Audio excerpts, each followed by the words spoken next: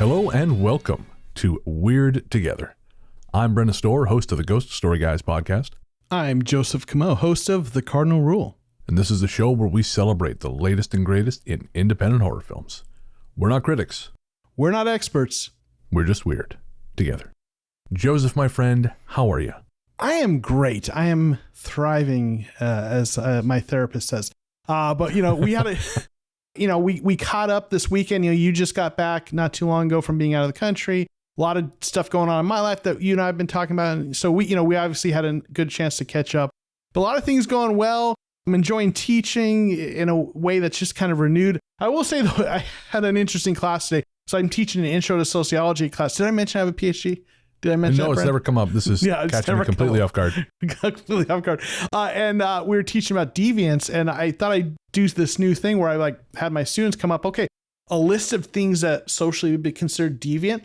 And that list kind of worried me into the psyche of my freshmen. I mean, it was fun. The class is a fun group of kids, but they're like taking a cane away from a blind person, like knocking over an elderly person. I'm like, there's levels of deviance you can get to before you get to these kinds of things. I meant smoking, guys.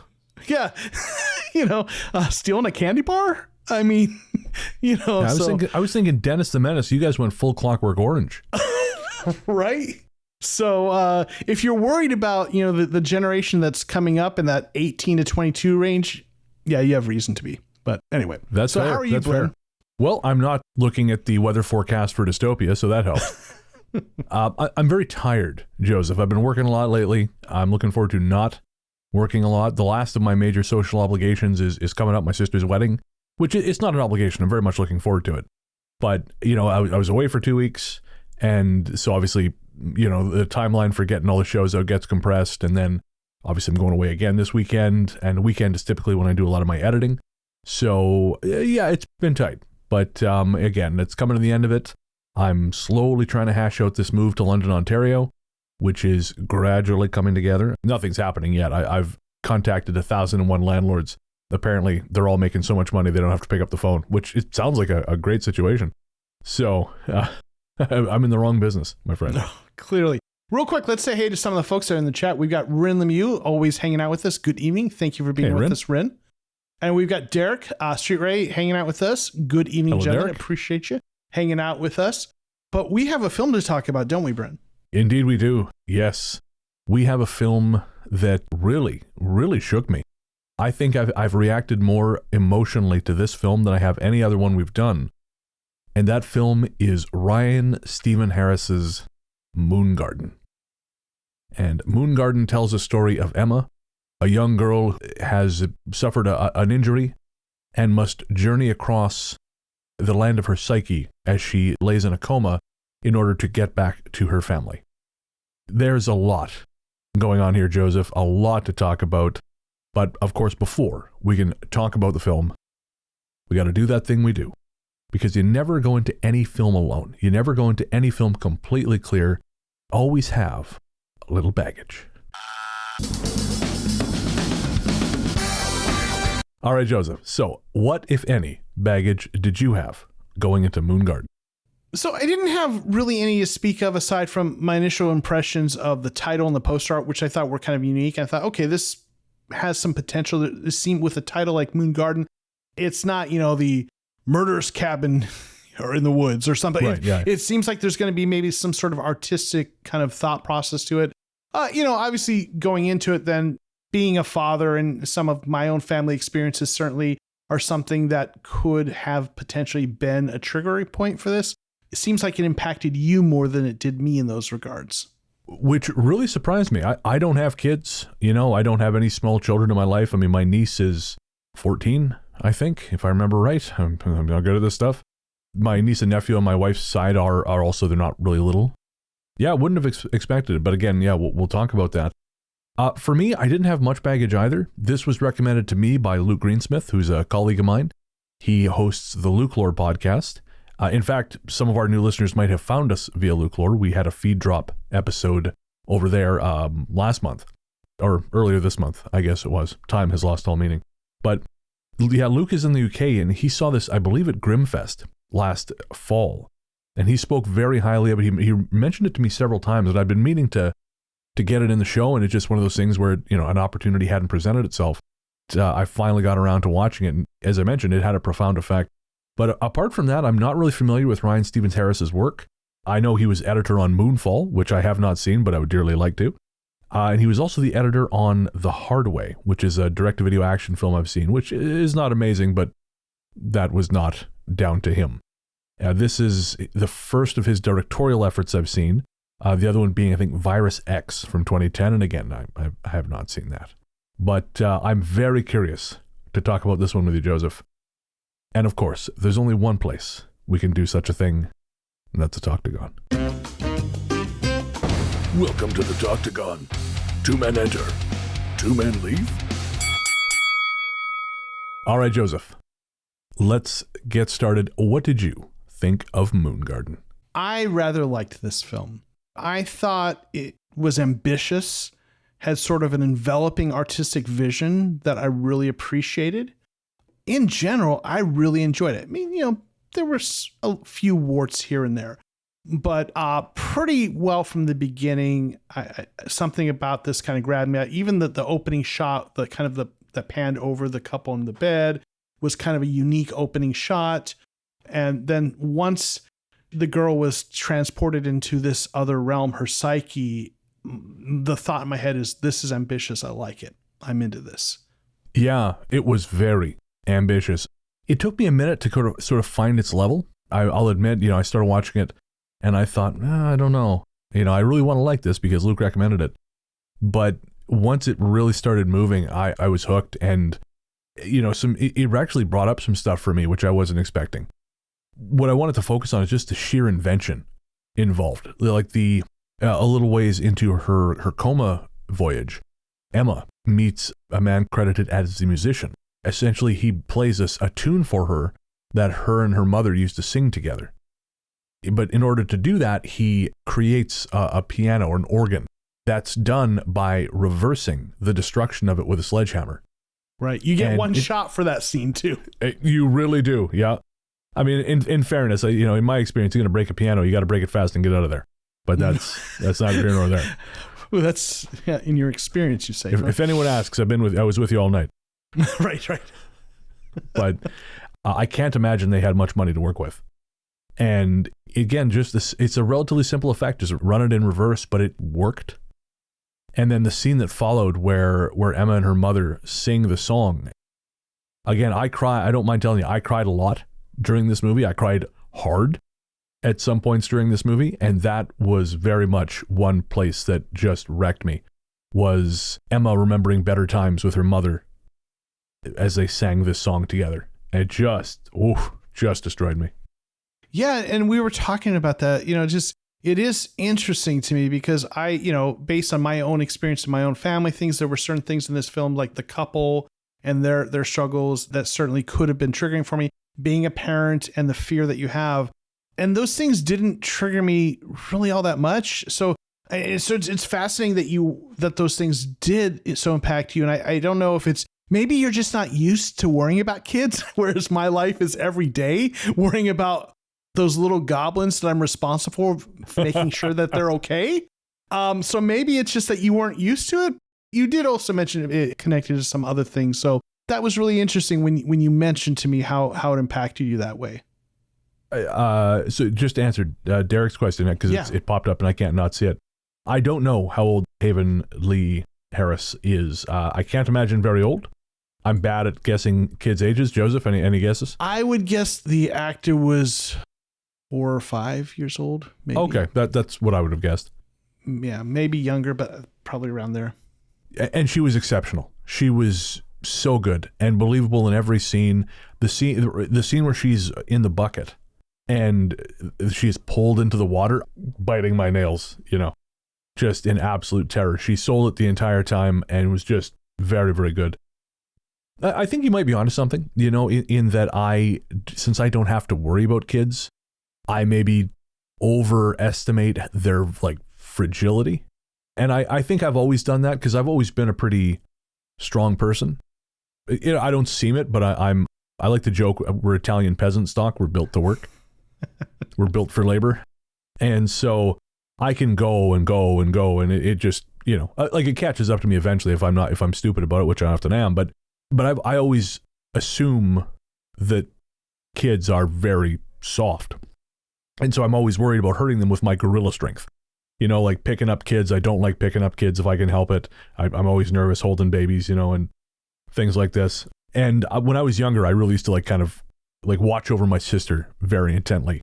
She was 4 years younger than I was. And again, I remember someone once telling me, like, she's not glass, she's going to be fine. And I was like, okay, I guess. But yeah, so I think that definitely has something to do with it.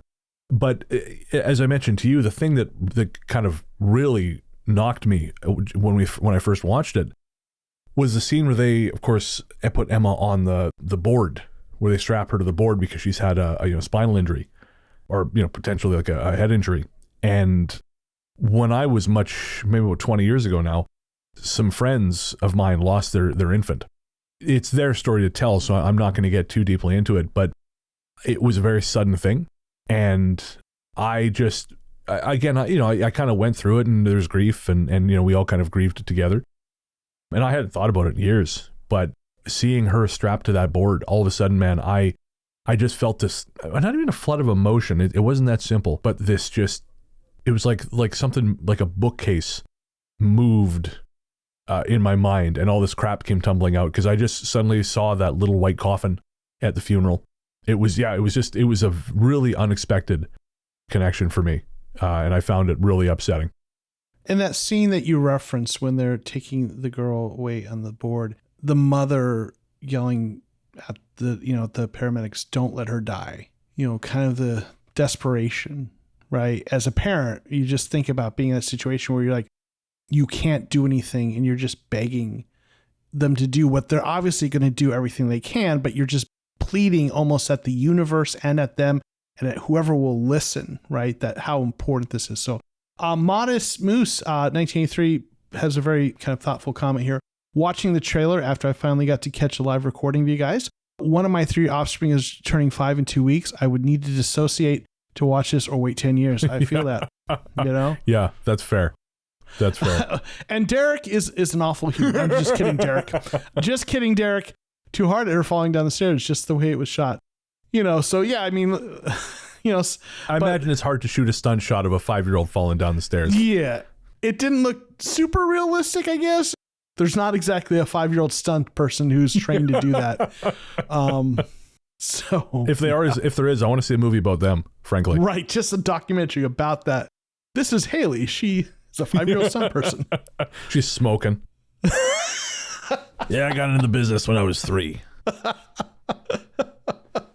Oh man. So yeah, that was definitely impactful, and it was also interesting because you talked about children. They're much more resilient than sometimes we think they are, and they're not as strong, but they're also not as heavy. So they fall and they bounce, and they're okay usually, and they're just a little more resilient.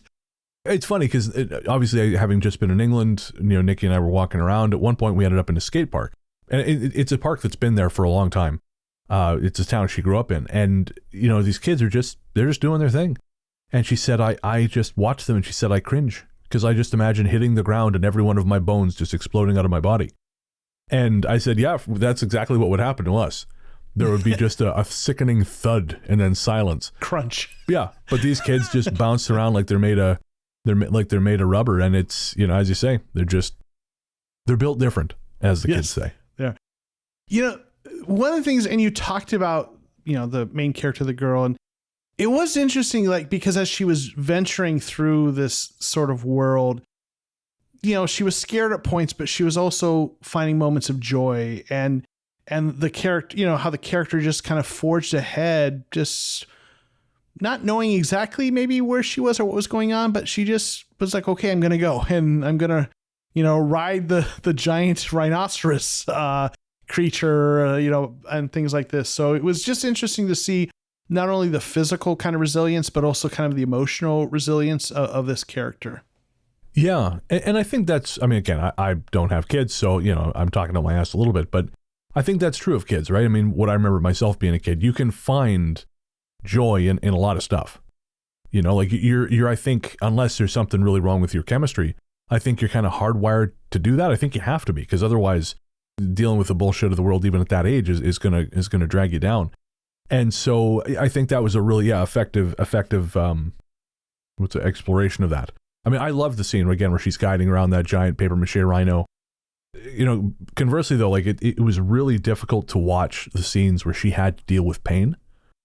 Like the one that wrecked me was when she ends up in the kind of like the banquet room with the bride and groom. And at first they're dancing on the table and it's fun. And they start kicking things off the table, and it actually still seems fun. And then they really start kicking things off the table, and it's upsetting for her. And watching that little girl try and clean everything up to make it okay again. Oh, dude, I lost my stinking mind. I lost it again, because I think maybe because I perhaps identify with that to a certain degree, this idea that they just want everything to be okay. And the kid will do anything they can to make it okay, and they can't, right? But that's not within their frame of reference. They just think, well, maybe if I do enough of the things, it'll be okay. And that broke my heart. That didn't strike me that way, but now that you mention it, because now it's kind of drumming up connections and thinking about like, a child. Like, and I've shared this with you, my parents got divorced when I was 13, and it was a little ugly. And so, how being a kid, and I was older than this character, much older, but still like thinking about a child in a messy parent situation like she was in, and when the parents don't have their shit together and are fighting, and then the child feeling like a responsibility to try to pick up the pieces or clean it up or even help the parents not fight, mommy, daddy love each other, and just kind of that, just putting yourself in the place of that child. And just, right now, as I think about that, that's very moving and saddening. Right. So that's a really interesting kind of connection there. Well, the scene where her and her mother are under the covers, and her mother obviously is dealing with some depression. She's sleeping in, what the father feels she's sleeping in too much. And he tries to, wake her up. But prior to that, the mother and the daughter, they're under the bed, and she's saying, well, she's trying to get the daughter to fall asleep so she can just stay in bed. And she tells her to describe her perfect day. And she's describing it, but there's no mention of her father. And so the mother says, well, where's daddy? And she said, well, he makes you sad, so he's not there. And again, it just, oh, Lord. The actress, Augie Duke plays the mother, and she just, the look on her face, the sort of the realization that the kid sees more than she thinks she does. Because I do think people sometimes sort of assume kids are dumb or that kids aren't paying attention. And in actual fact, as I mean, kids hoover up more information than we think they do. That is completely accurate. Like my two sons, like just the things that they pick up on them. Oh, wow. You did hear me say that and you repeated that. Maybe I should have thought about that before I said that. Another thing that kind of stood out to me that's related to also the kind of parent, when the film first started, it seemed like it looked like it was setting it up as kind of maybe a domestic abuse situation with them exiting.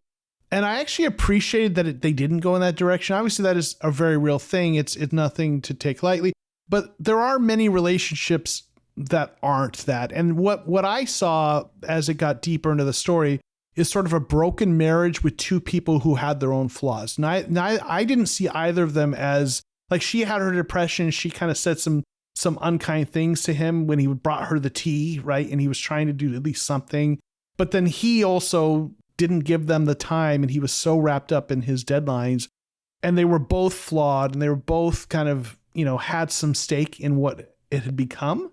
And I kind of thought that was even maybe a little, as sad and unfortunate as, a little refreshing that it wasn't kind of the cliche, oh, he's an abuser or something like that. Oh yeah, no, I couldn't agree more. I wasn't sure. And to be honest, I think that was part of the weird fit for me at the beginning, because I was waiting for it to lean one way or the other. I was waiting for the film to, maybe just because I've watched so much trash, I was waiting for the film to tell me how to feel, essentially. I was waiting for it to tell me, like, oh, this is a good guy, this is a bad guy. He is this, she is that. One of the things that I was going to bring up earlier, and it slipped my mind, was I thought they were going to try and play the medical part of it for more drama. The mother at first she refused the ECMO treatment because she said, you try and cut into my daughter. You try, you see what happens. And it's that misplaced protection, right? The doctor's just trying to do everything they can to help bring her back. But, there is this kind of conditioned protection response, which I understand. And again, I thought they were going to try and wring more drama out of that, or maybe make like she tries to stop them at the last minute, and it turns out that would have been the wrong thing to do. And I was really, again, I was relieved they didn't do that because it's so cliche. And again, I think it goes to that no one is the villain. They're both flawed. Right. But they're both good parents. They're bad partners, but good parents, right? Both of them, I think. Yeah, I think he's definitely got issues with anger.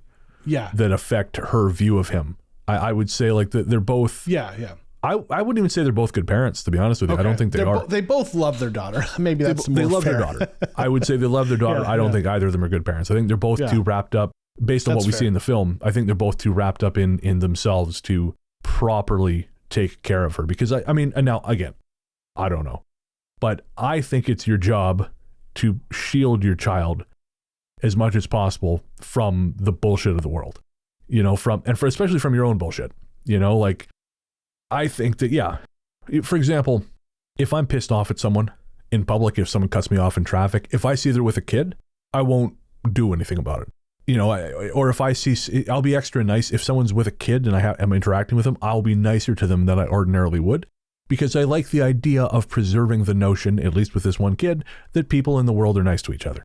I really dislike this notion that we got to toughen them up. It's an ugly world out there. You better learn. No. The world's going to do that soon enough. All you're teaching this kid is that they can't trust you. All you're teaching this kid is being a garbage person. I think there's a middle path in being a parent, kind of, at least from my experience. And it's not that you toughen them up, but you do equip them and prepare them. And sometimes that doesn't come by exposing them to that kind of treatment from you, but it does involve talking about it, making them aware that people aren't always nice and why they aren't nice. Yeah, I agree completely about that. I just mean, you don't let them see that you and your wife hate each other, and you like mom and dad are like, dad's tearing apart the blanket while they're underneath it. That's bad. If the kid, or when she walks in on them screaming at each other at the beginning of the film. I mean, my wife works in, she works in a place where they deal a lot with separation and family justice and things like this. And the number of stories I hear, always, very, very circumspect stories, but of people who use their kids as pawns in these kinds of things. And they try to turn their kid against each other, and I just think, no, that's monstrous. It is your job to pretend like everything's fine. Like, okay, we're not together. Everything's good. You don't have to worry about it. It doesn't affect you. You will be loved and taken care of no matter what. But I guess you don't end up at that place if things are going well. But yeah, that doesn't often seem to be the case. What I would say is, and obviously we've talked off air about kind of my own experiences. I think that you have to, in terms of realistics, I think if like one of the books that I really love, Mark Manson's The Subtle Art of Not Giving a Fuck. One of the things he talked about is when his parents kind of set them down that they were getting divorced. It was almost like a business meeting. They said, okay, we're doing this. Does anyone have any questions? And he almost felt like angry that that there wasn't something a little more substantive or real or even any emotion. So I think there's a balance where you don't want to fight in front of the kids. You don't want to say horrible things about your ex or your partner or what have you. That is important. In fact, the research on divorce and things like this is that the number one predictor statistically of how the kids do in it is, are the parents talking shit about each other or not? Right? And if they aren't, better chance. But I think you have to acknowledge, hey, this did happen for a reason. We have these difficult feelings. So you acknowledge it without making it something they're seeing in manifesting, right? Oh, yeah. Well, because it would be weird not to acknowledge that something wasn't working. All of a sudden, we're just living in different houses for funsies now. Right. We turned into Tim Burton and Helena Bonham Carter. This is, no, that would be weird. You're right. The prisoner. We're just never going to speak of this person again. Yeah. Real quick, I want to say hey to Jenny. She commented when we talked about kids picking up on things. She said they sure do. So thanks for being here with us. But yeah, there's certainly there's a lot of interesting family dynamics, absolutely, kind of within this film for sure. Yeah. And I really appreciated the complexity of the performances because it would have been easy to be one way or the other. For the mother to be a really shrill, flighty, to just be completely lost in herself. Like, again, it could have been easy for her to continue the fight against medical treatment to the point of absurdity, to where, you know, like she has to be restrained because she refuses to let them do anything. And that would be ludicrous, right? And they don't do that. They kind of allow her moment of resistance, and we don't ever really see her acquiescing to it. It just happens. But I think that's fine, because the point of the story is Emma's journey, not theirs. I mean, theirs is relevant only insofar as it kind of assists their journey, which I kind of wonder is maybe just the kids thing, right? Because do our journeys matter? You know, they matter, but like also getting the kids kind of shepherded through life is a big part of that, I imagine. Yeah, for sure. I mean, it was the girl's story. The parents were just kind of almost background characters, but important ones. Well, let's talk about her journey, in particular the setting a little bit, if you don't mind, because I want to talk a little bit more directly about the film in its vision. Because to me, this film felt a lot like if Guillermo del Toro had made this film after having watched Skinamarink and having less budget than he did when he made Pan's Labyrinth, because it reminded me of Pan's Labyrinth in a number of ways. Some of the things, even the dining hall scene, you know, even though there was a different character there, but there was a dining hall, the chattering teeth creature reminded me a little bit of it because it put in the teeth, right? Just like the creature in the dining hall in Pan's Labyrinth puts in the eyes. It wasn't the same creature, but there were just all these little notes. And just the overall feel it reminded me a lot of Pan's Labyrinth. And then certainly the journey of, you know, the girl. So there's obviously in Pan's Labyrinth, there is a child involved, but also there's just that Skinamarink kind of ethos to it of the young child that is on its own, because that was sort of the whole thing in Skinamarink, these kids left on their own. Well, this girl finds herself in this strange place, except it had a better, in my view, more of a story and a better artistic vision than Skinamarink did, but at least captured maybe one of the things about Skinamarink that was one of its interesting points, is that sort of the child on its own sort of a thing. Right. I mean, that's fair. I would say the only way it would capture Skinamarink is if it just did this right. for about 45 minutes. Right. But right. Yeah, I can see the children in peril thing part of it. Absolutely. I was actually thinking the film it reminded me most of was Mad God. Oh, a little bit of that too I saw. Yeah, for sure. Yeah, not as nihilistic as Mad God, but still there was definitely that sort of industrial wasteland sense of it. I thought Teeth was a really great villain. Really like unsettling. Something tells me it might be similar to something in David Lynch's third season of Twin Peaks. I feel like there was something in there that was similar. It's kind of the teeth thing is kind of ringing a bell, but I can't place it. I haven't seen season 3 in a while. One of the Cenobites as well. It's a little bit of that. Oh, of course. Yeah. I think Chatterer or something. Yeah. I agree. Though I thought that kind of antagonist was really well done. I think that would, just from a pure kind of visuals and creepiness, that character was probably one of the strongest things that they did in the film overall. Yeah, the princess towards the end didn't work for me quite as well. Yeah. No, yeah, the Chatterer though, yeah. Oh, Chatterer, yeah. Yeah, the teeth creature. Teeth, yeah, it's credited as Teeth. Teeth, okay. Teeth to me was the strongest point of the visual, and like that character, the way it was presented, the really kind of rapid movements that they did that, you know, is obviously a common thing in films that were also very kind of uncomfortable. So, oh wait, we've got an interesting question though here. Okay. Elijah J. Burnett. Good evening, gentlemen. You've been given a $2.5 million budget to make your own horror film. What social topic are a must for you, and who do you think is going to be your biggest influencer for creative style? Wow, what a great question. So I know this answer because I actually tried to write the screenplay once. Then we run with it, Brennan, and then I'll just tell you why it's wrong. Okay, nice, perfect. Yep, but this sounds like college, so. Yeah. So I have an idea. I would want to make a giallo, like a modern day giallo, set in the Rust Belt of America.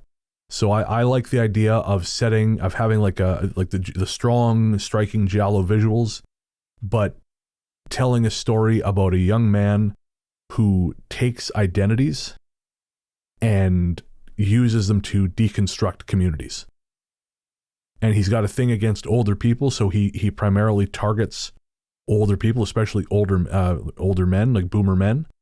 And he sees himself, he's got no morals whatsoever. He sees himself as a free radical in a cell. Like, he is completely outside of the system, and he just goes where he's directed, and he takes the people he feels deserve to be taken.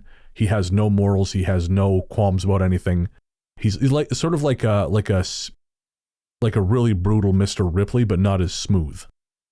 And it's set I actually, again, I wrote 10 pages of a screenplay once. I've never really kind of done that thing, but it starts off in a junkyard, and he throws a man into a car shredder, into a car crusher. And I kind of give up on that because that is, spoiler, too bad. When in Halloween Ends, that is how they finally get rid of Michael Myers, is they throw him into a car crusher. And I watched that and thought, damn it. Not that I was ever going to finish the screenplay anyways, but yeah, so that would my Rust Belt sort of Pennsylvania set, giallo, highly stylized, about an amoral killer and a policewoman who has never really lived up to her full potential and just kind of has always done the safe thing, become a cop, but done it in a very safe way. She goes up against this guy who's completely unmoored from anything that makes up her world. Okay. So for me, it would touch on like social themes of like moving, like the society kind of being stuck in a certain era, like not older people not letting go.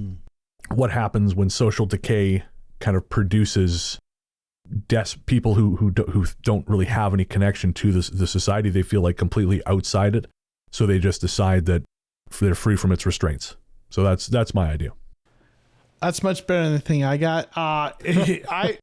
If I were going to come up with something, it would probably be something where I would try to explore, and we talked about this on one of our previous podcast episodes. I would try to explore kind of the deep feelings I have about trains. We talked about this, like I grew up. Oh yeah. We was near a railroad track, and something I think about, like at that age, I think I was kind of scared of the dark and ghosts and things like this, although I'd never seen anything like that. And something about the wailing of a train, in the background, the horn and stuff, somehow got embedded in my head, and to me is eerie, right? So I would probably try to find a way to explore that in a way that really kind of grabs that part of that memory in my brain and just really captures it. It somehow conveys that feeling I have of kind of eeriness about. I'm not sure how it would accomplish it.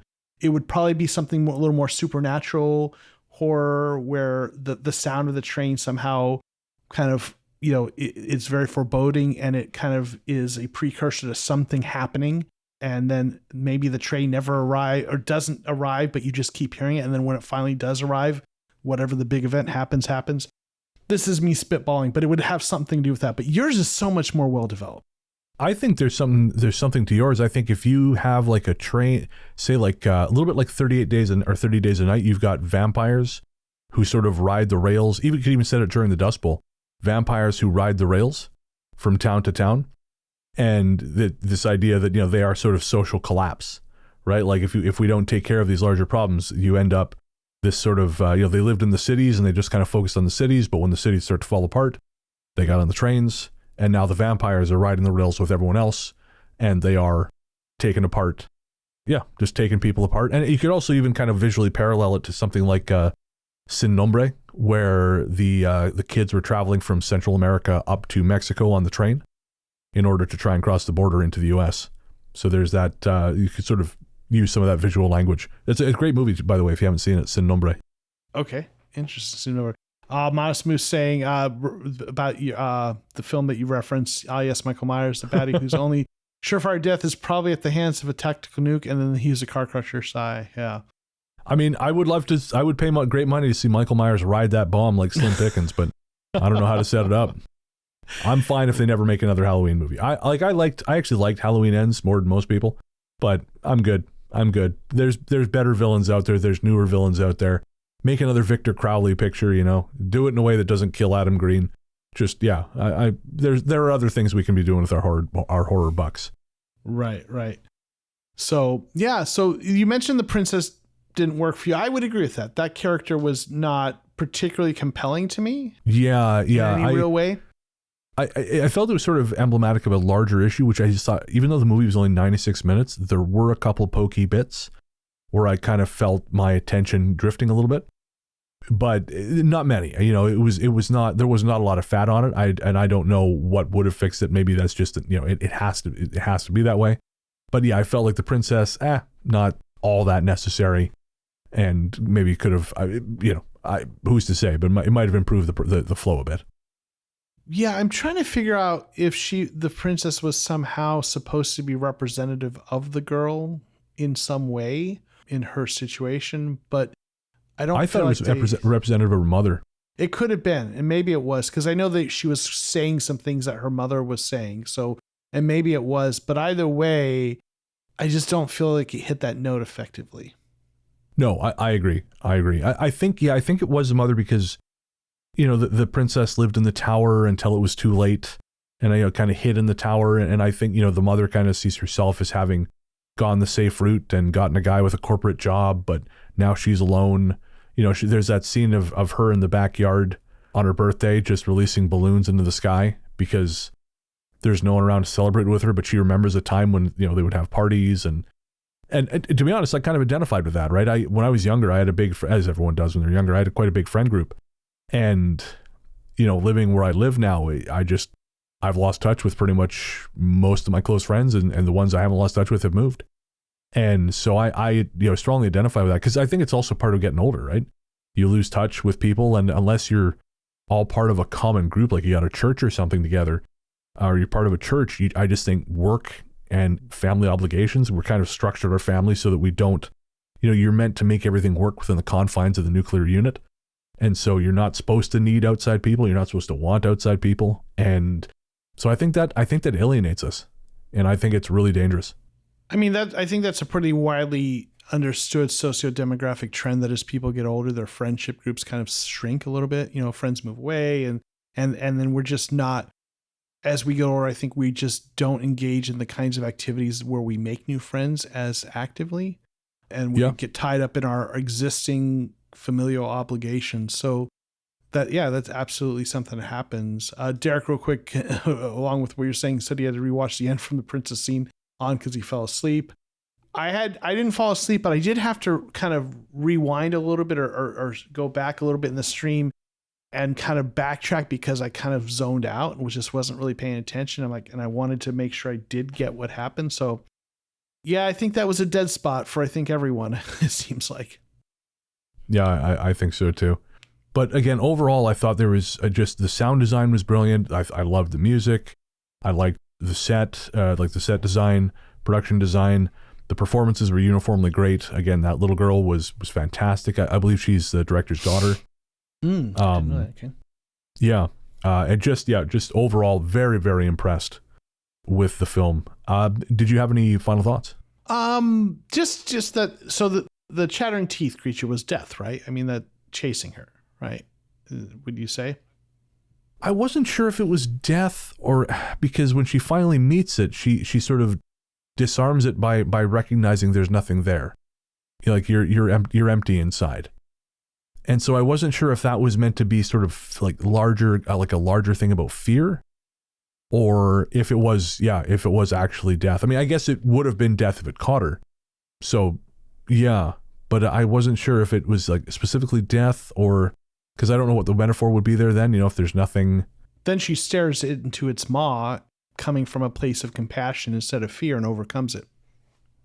Man, can I hug death to death? This little girl can. I mean, I don't know if you can, but she's much more adorable than you. So, I mean, to be fair. I don't know about that. Let's not go crazy here. Elijah, interesting question. Do you think that's what leads to xenophobia on a larger scale? Are you talking about maybe, was that in reference to? I think he means the friendship thing and the narrowing of social worlds. Yeah. I think that's part of it. Perhaps. I mean, this is more Joseph's territory than mine. I mean, I am a sociologist, so I guess I don't have it. Yeah. Have I mentioned that? No, never. I think xenophobia is, it's when people have a sense of group threat, right? When they feel like their position is when people feel threatened by something, whether they feel economically vulnerable, politically vulnerable, ideologically vulnerable. They feel like they're not being heard. They feel like they haven't been hugged enough.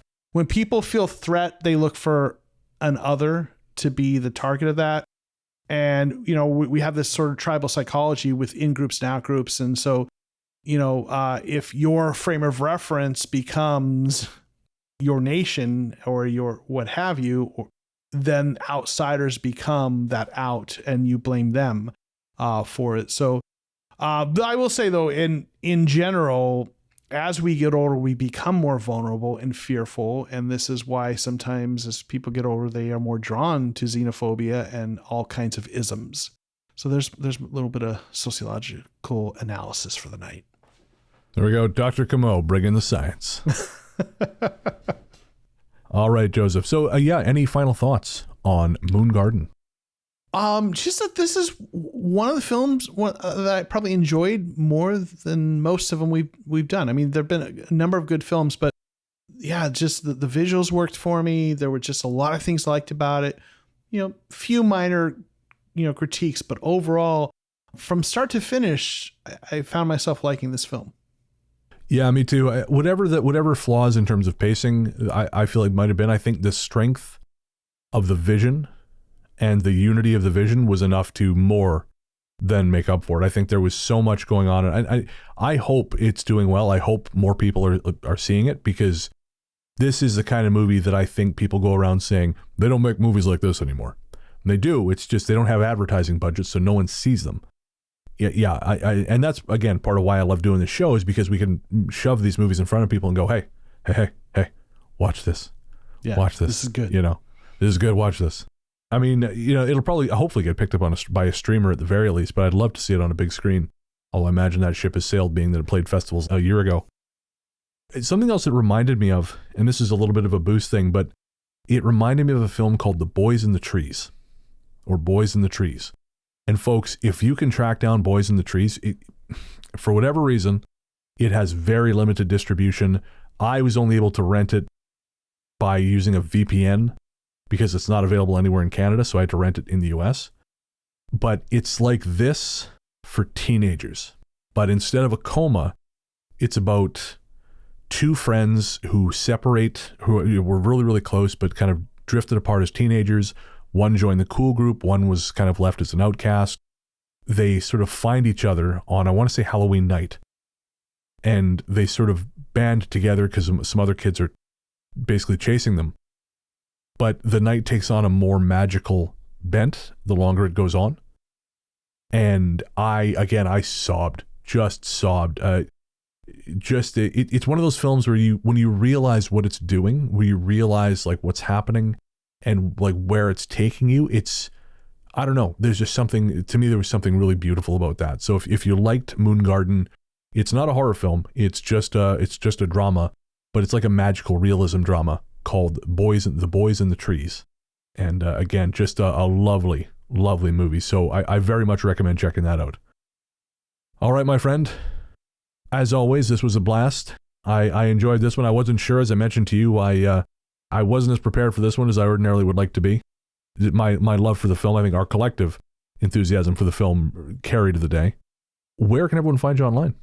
Well, you can find me on Twitter at JOKOMO13, Jokomo13. And if you happen to be into NFL football, I do this thing called the Cardinal Rule. It's kind of one of my other passions, Arizona Cardinals analysis. All right. I'm Largely the Truth on Instagram, Threads, and Blue Sky. I'm also on Twitter, but I don't use it anymore. You can find my other show, The Ghost Story Guys, everywhere fine podcasts live. And there was something else. I was going to say, if you are watching this on YouTube, you can also get audio versions of the show. They're on YouTube. You can also get an RSS feed. And we encourage you to leave reviews of the show anywhere you can on iTunes, Spotify. It helps just sort of boost awareness of what we're doing. And it also makes us feel good to see the ratings come by. So again, if you get a chance, 5 stars, we would very much appreciate it. Our music is all composed and performed by Elliot Wilder, performing as The Revenants. The Revenants are available on streaming platforms everywhere, or you can find them at therevenants1.bandcamp.com. Our theme song is Rest in Peace from the album Music from Big Beige, also by The Revenants. And I guess that's going to do it. Joseph, it's been a pleasure. And until next time, remember, we're weird. And you're weird. So why not be weird together? Let me